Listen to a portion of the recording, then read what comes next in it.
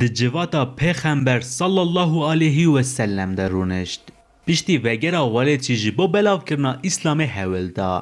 پرتوکا لیکولنیا لسر صحابه جبان کردی به ترکی هات چاپ کرن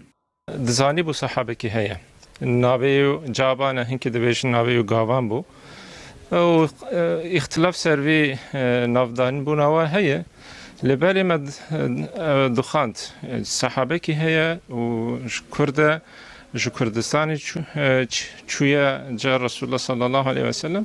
لحتى هك پرتوكا كي جو متكامل تنبو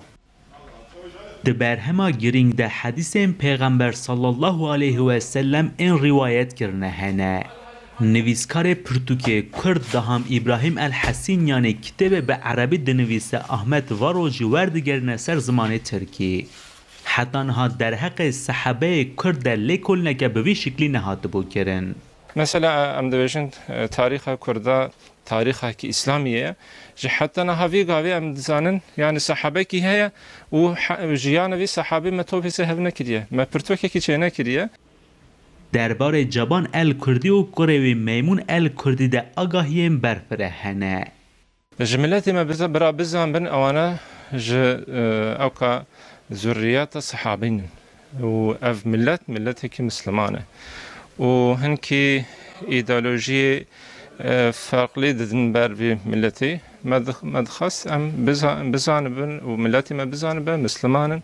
جو عستی خو يعني جيانك وانا زف يعني جران هي جيانك وباش هي بيشا اسلامي تاريخك وهي وبشت بنا مسلمان جي خدمت زحف سر اسلامي كرنن وچونه حتى بار رسول الله صلى الله عليه وسلم هي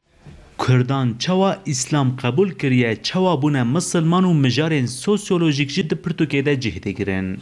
جيانا كردا چابو و اقونوميا و چابو و تأثير واش منطقة خود چابو هندزانن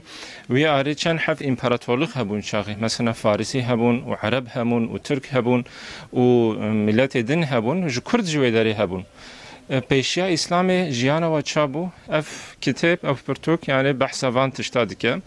دروژین پیش مده پرتوکوی به کردی جواره وشاندن هیوی اوه به پرتوکه پیشیا لیکولنین لسر مسلمانیا کردان جیوه به